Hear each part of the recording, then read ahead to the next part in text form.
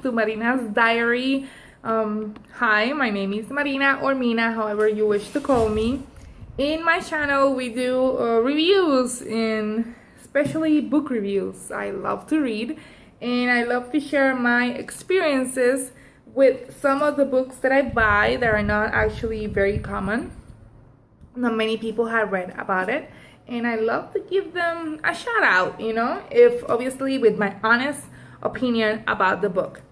And I'm going to review today Learning Not to Drown, a novel by Anna Shinoda. And I'm very eager to talk about this book. Okay, when I bought this book, I bought it like 6 months ago. Like 6. And I bought it because of the cover. I thought it was gonna be a depression story, like based on depression, and it's not at all. It's not at all. It's about family issues. And at least in my household, when we have a situation, we have this saying that is, the dirty clothes, we wash them at home. La ropa sucia se lava en casa. Like, nobody needs to know our problems or what's going on. Nobody needs to know that. And in this case, everybody knows this family's sins. We have our protagonist, Claire. She's 17 years old, and she lives under her brother's shadow. He is her older brother. He had been in jail, and he's a drug addict, and he steals so he can get satisfaction with his drugs. Like, he can get money for his drugs. And even though he's not like the best person in the world, Claire believes in his innocence. She always sees the good part in him when it's not actually as noticeable. It's not actually there. And he has a middle brother. He's very rebelled, and we don't get to know why until the very last end, which I'm not gonna say. But he has a battle at home, and a battle in her hometown. It feels like you're drowning, and I get the point of the cover. Claire is a married soul, and for all the selfish reasons, because she lives under the shadow of her brother. So she does everything in her power to represent goodness, so people can trust her and people feel safe around her and want to be around her. But as soon as something bad happens, she's the first suspect. Like, if at her work or where she studies something's missing, everybody's gonna look at her first, and that's very, very hurtful. There's no way of living, especially when you are not guilty of whatever they're charging you for. And it hit me very, very hard. The drama in the story is just so involving. It's just so raw and so vivid that you just dive inside the story, inside the book, and you lose yourself. Chapters coming, pages are turned, and you just lose yourself in it. And I love that from Anna Shinoda, and I wish this wasn't her only story. I wish she would give us more, because I love this book. And I know that all the other reviews that I have given in English are actually very positive, and I promise that I don't like everything that I read. I have read other books that had hurt my soul, but I rather talk about the good ones. And even though I will give a review about the ones that hurt my soul, I'm going to do a review first from the one that touched my heart. So let's talk about the family. Let's do that. The parents from the story, Claire's parents always believe in the innocence of Luke. He's being framed. He was at the wrong place at the wrong time. Somebody disliked him enough to point fingers and say names. So they always bail him out and excuse him from his behavior, even when he steals from them. He's always forgiven. That doesn't happen much with Peter and Claire. They're not treated equally. And even though Claire is an A+ student and she's saving her money so she can go to an outside college and she can have a normal life, they don't want that for her. They want her to stay at home and study nearby and just be in that house, that toxic house that she calls home. I like Luke until page 166 that I have it even marked right here. And I cannot forget that right there for two reasons. First, that's where my sympathy got stabbed. I got hurt there. And also I was eating. I have this rule when I don't eat while I read, and I broke my rule, and that's what happens.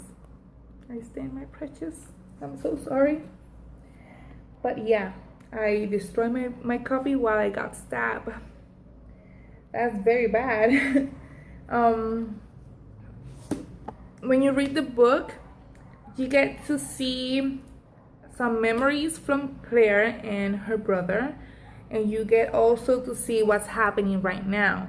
Because in the present, he still doesn't learn his lesson. Like, he's still being shady and doing bad things and getting his family involved and dragging them along. And her family, like her mom, thinks and makes them feel like if you don't help your brother, then you're a bad person.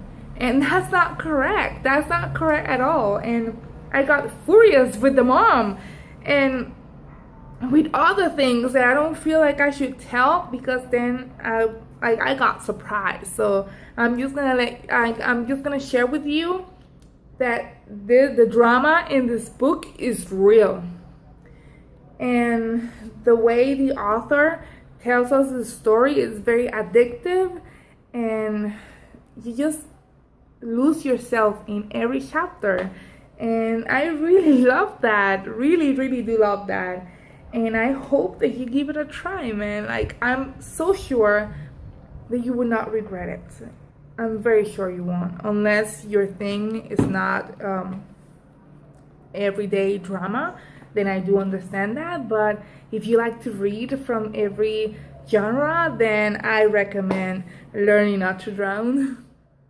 I bought this book in Book Outlet. It only cost me $3.19 because it had a broken. It was broken, so it cost me that. That's fine. The cover of the book, like the naked copy of the book, is very nice. It's blue. That's why I have blue makeup, so I can match with the book. And if you buy it on Amazon, it's $17.99. In Book Outlet is available, so if you want to buy it for $3.19, it's there. So give it a try. Or if you would like to go to your closest library store, you can also do that and support the local theme. Like, I love doing that. It's just that I'm also poor. And I'm pretty sure I'm not the only one. So just do whatever you like. I do both from time to time. And on this occasion, I bought this one in Book Outlet. How did I meet the author? I met her because of her cover. If I haven't gotten confused by the cover, I probably would have skipped it, because intense drama drains me. I get very involved and very emotional, and then I get to be alone, and I get to be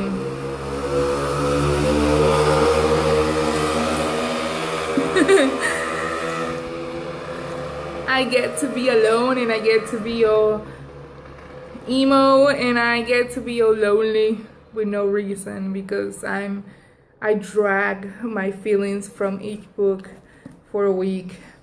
And if I start reading a book right away, I'm a mess.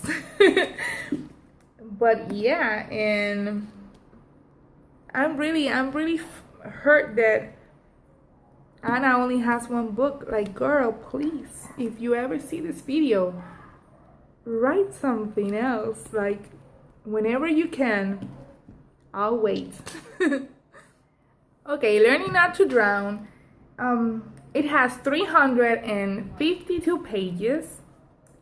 It was published on April 1st of 2014, 2014, my bad. So girl, 2014 is 2018. Please. And how many stars does Goodreads gives it? Goodreads gives it 4.4 stars, and I give it 5 stars. And my Goodreads account, I give it 4, but I just relived this story again, and I want to reread this book. And I usually don't reread books because I have a countless box of unread books, because I keep buying stuff every time I go to a bookstore, or I go to Costco, or I just go anywhere where there are books, and I just pick one and I put them in that box and I say, read you later, alligator. And I can't have that box full of books. I need it to be empty so I can buy more books and put them there. So yeah, that's my struggles. And later on, I'm gonna share with you 3 quotes that I love from this story. And before I forget, I did have problems with the last 2 chapters, because Claire did stuff that, girl, I would have never done. Like, what's wrong with you? Why you did that? And I understand they were necessary for her to be free and not to drown, but I like to hold on to stuff. Like, probably that's why I'm in my situation. So let's leave it at that. But yeah, I love this story completely, except the last 2 choices that Claire did before the book ended. The first quote that I love and hate, it's on page 166, the one that stabbed little old me. It says, "With all the confusion of the nightmare and Luke being there, I almost don't notice him drop my purse to the floor. Almost." See? It's bad. And the next one is, "She's my friend. She knows me. She still thought it was possible that I have stolen the lipstick." See what I told you there? And last but not least, it says, "Listen, crazy, I don't see a car, do you? No, it could be over the side or not. All I see is a bloody guy walking on a desolate road through the woods. This is how horror movie starts." And I love that dearly. I laugh a lot. So if you're actually looking for something new to read, but want to shed a tear, Learning Not to Drown is for you. I really recommend it. I hope that you actually enjoy it and liked it. If you have actually read this book, leave a comment below. I would love to share with somebody else my experience. I would also like to know if you didn't like it and why you did not, so I can see another point of view. And I hope you're having a great day, evening, or night, wherever you are. And long rain books. Bye.